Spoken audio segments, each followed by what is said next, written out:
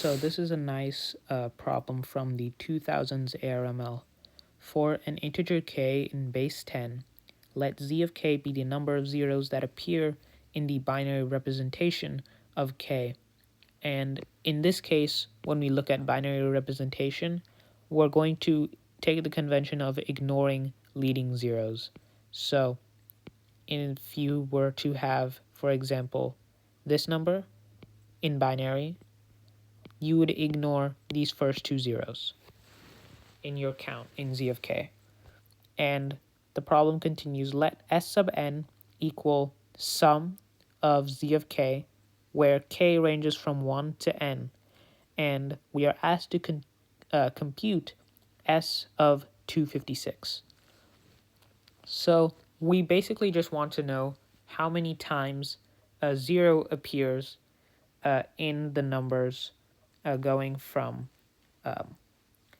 1 through 256.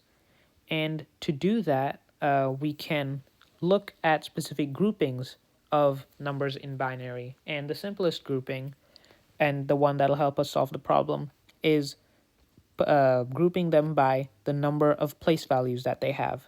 So for example, if we take 4-digit binary numbers, right, 4-digit, then they have to have a 1 in front, and they're going to have three possible, they have three different values that can vary, right? Three remaining place values. So these are all 4-digit binary numbers.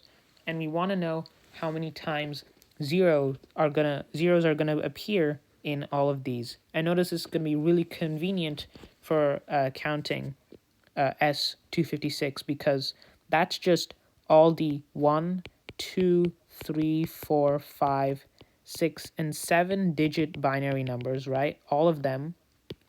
And then 256 is the first 8-digit binary number, right? So if we find a way to count the number of zeros in n-digit binary number, we can just sum up 1 through 7, and we know because it's the very first 8-digit binary number, 256 is just going to look like 1 and then 7 zeros after it, right?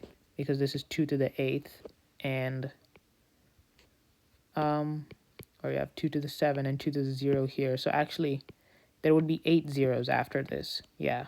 So it's going to be the first 9-digit binary number. And this will be comma 8, right? Sorry about that. But let's still look at the case where you have 4 digits, right? 4 digits in binary, and we want to know how many zeros are going to be in all the possible 4-digit binary numbers. Well, let's look at this place value by place value. How many numbers have a 0 in the 8th place, or the third blank, right? Well, you can construct a lot of numbers with this case, right? And you can have a 1 there, a 1 there, or 0 there, or 0 there, or any combination of those. But notice that the selection of these are completely independent, so we can just multiply them together. So in this case, where you have a 0 in the third place, 2 squared, right? And it's going to be the same, actually, for 0 in the second place, I guess. You can have 1 0 there, or you can have 1 0 there, or any combination of that. Once again, 2 squared. And notice, even though we'll get the same numbers with this method, for example, when we were counting the case where you had 0 and the hundreds place, or sorry, the eighths place, and you might get 0, 0, 1 with this counting. And this way, you're also going to get this number, right, as well. But this isn't overcounting, because we're not actually counting the number. We're counting how many have 0 in this place, right?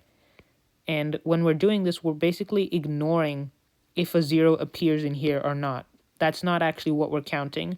We're counting how many numbers have a 0 in the second place. So it doesn't matter if you have a 0 here or not. It's just the number of options available such that a 4-digit binary number has a 0 in this particular place, if that makes sense. And we're going to apply basically the same argument as well for the ones digit, right? 2 squared here. So 3 times 2 squared. And this is going to apply for all n-digit binary numbers.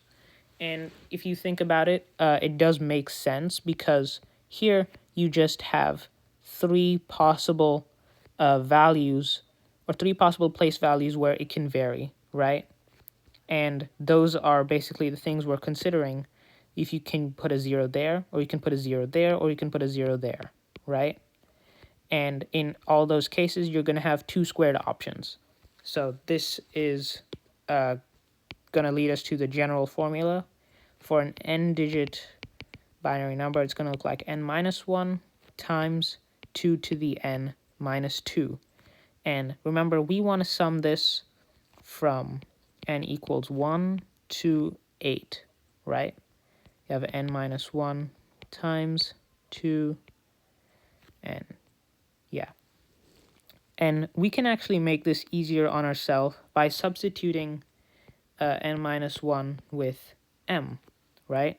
So now you have m times 2 to the m minus 1. And if you've ever taken calculus or maybe even physics, this formula might look familiar to you. But let's not get too ahead of ourselves. So if you have n minus 1 equals m and you have n equals 1, then m equals 0 in this case.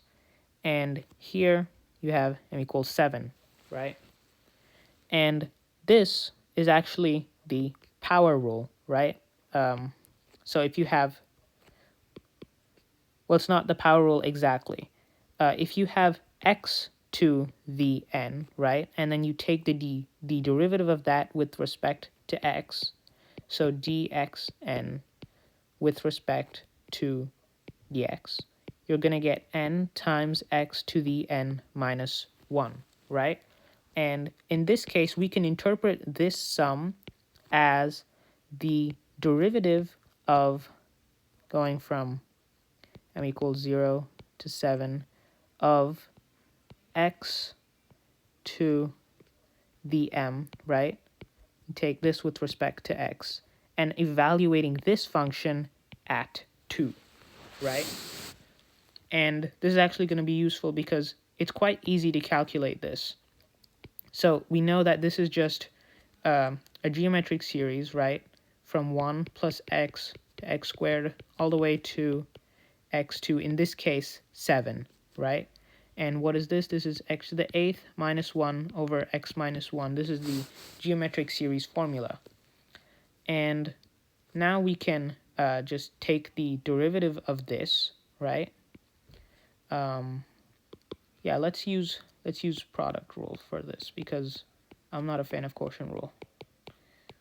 So we have that, and then in this case, let's take the derivative of this side first. You have 8x to the 7th minus x minus 1 to the negative 1 plus, now we're going to do that side.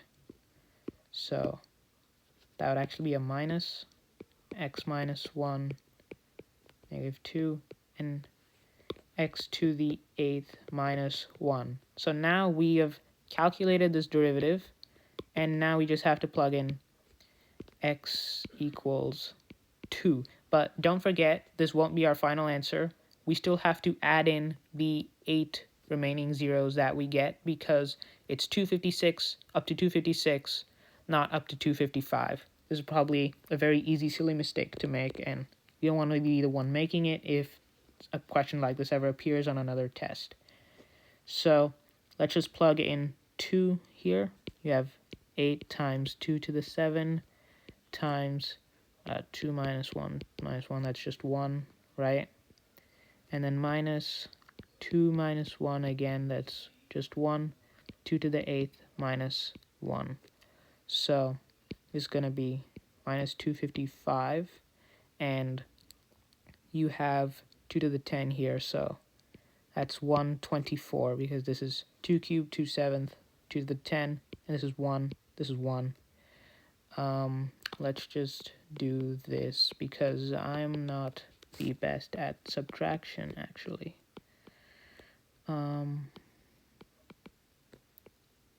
Right. So our final answer is going to be Oh wait, we still have to add, right, these 8 zeros. So 769 plus 8, our final answer ends up being a very clean 777. And we are done.